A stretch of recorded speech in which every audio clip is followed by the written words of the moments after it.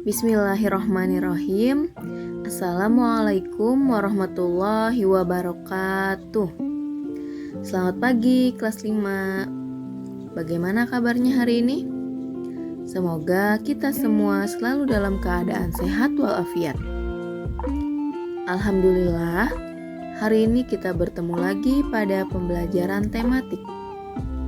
Kita memasuki tema G subtema 3, muatan pelajaran IPS, KD 3.3, mengidentifikasi faktor-faktor penting penyebab penjajahan bangsa Indonesia dan upaya bangsa Indonesia dalam mempertahankan kedaulatannya.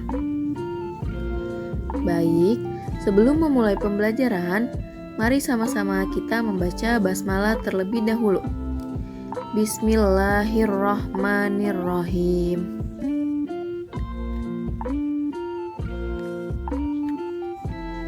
Kegiatan pembangunan untuk mengisi kemerdekaan. Cita-cita Indonesia yang tercantum dalam Pancasila dan Undang-Undang Dasar 1945 yaitu mewujudkan keadilan dan kemakmuran yang merata bagi masyarakat Indonesia secara material ataupun spiritual. Pembangunan dapat diartikan sebagai berikut. Yang pertama, yaitu suatu proses yang dilakukan oleh manusia untuk memperbaiki tingkat kehidupannya secara material maupun non-material atau spiritual. Pengertian yang kedua mengenai pembangunan yaitu usaha untuk menciptakan kemakmuran dan kesejahteraan rakyat yang hasilnya dapat dinikmati oleh seluruh rakyat secara adil dan merata.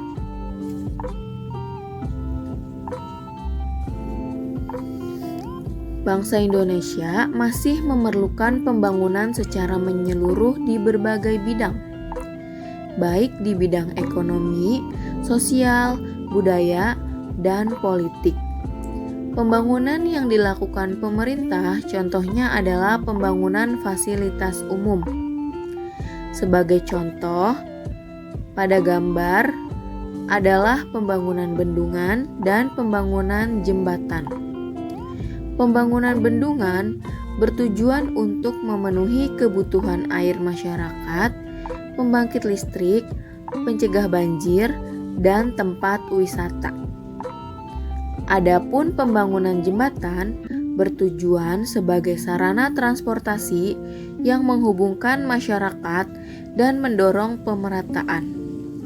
Selain pembangunan bendungan dan jembatan, pemerintah juga membangun fasilitas-fasilitas umum lainnya seperti rumah sakit, jalan raya, gedung sekolah, masjid, dan lain-lain. Sejarah lahirnya Pancasila. Sidang pertama BPUPKI yang dilaksanakan pada tanggal 29 Mei sampai 1 Juni 1945 membahas bentuk negara dan merumuskan rancangan dasar negara. Terdapat 3 tokoh yang mengajukan pendapatnya tentang dasar negara Indonesia.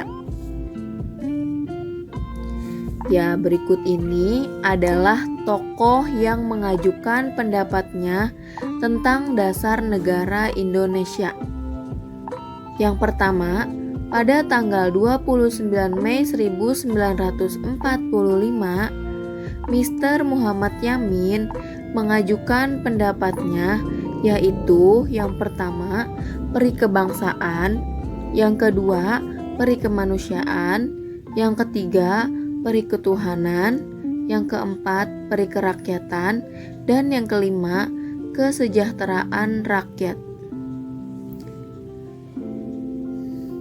Adapun pada tanggal 31 Mei 1945, Profesor Dr. Mr. Supomo mengajukan 5 pendapatnya, yaitu yang pertama, persatuan, yang kedua, keseimbangan lahir dan batin, yang ketiga, kekeluargaan, yang keempat keadilan rakyat, dan yang kelima musyawarah.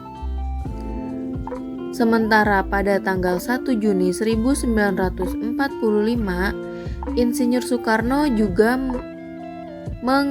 mengemukakan pendapatnya, yaitu yang pertama, nasionalisme dan kebangsaan Indonesia, yang kedua, internasionalisme dan perikemanusiaan, yang ketiga, mufakat atau demokrasi, yang keempat, kesejahteraan sosial, dan yang kelima, ketuhanan yang Maha Esa. Kelima asas yang diusulkan oleh Insinyur Soekarno disebut Pancasila.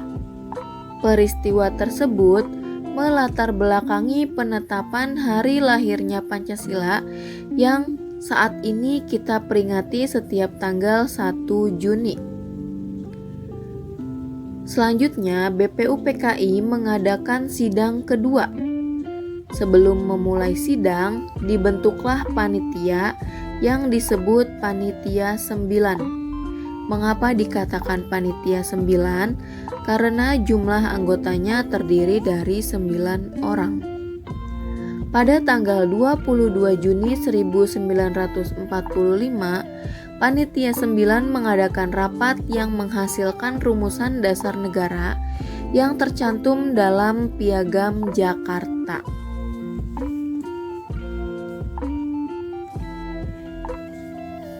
Setelah mendapat beberapa perubahan, akhirnya pada tanggal 18 Agustus 1945, Pancasila ditulis dalam pembukaan Undang-Undang Dasar 1945 yang berbunyi 1. Ketuhanan yang Maha Esa. 2. Kemanusiaan yang adil dan beradab. 3. Persatuan Indonesia. 4. Kerakyatan yang dipimpin oleh hikmat kebijaksanaan dalam permusyawaratan perwakilan.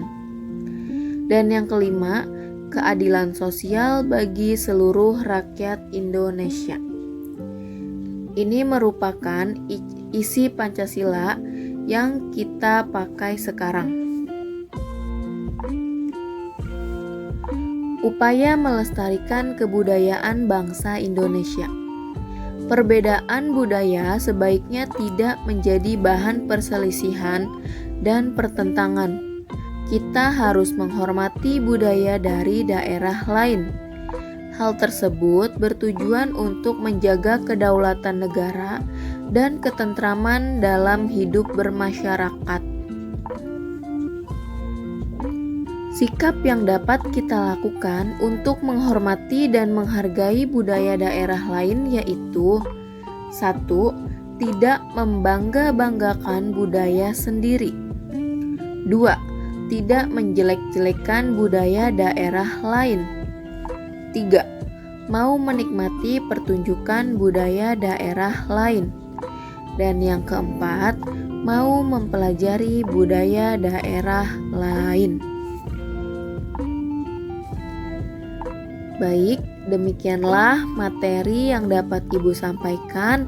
Jika ada pertanyaan, kalian bisa menghubungi Ibu ya. Terima kasih atas perhatiannya. Semoga kalian tetap semangat dalam belajar. Wassalamualaikum warahmatullahi wabarakatuh.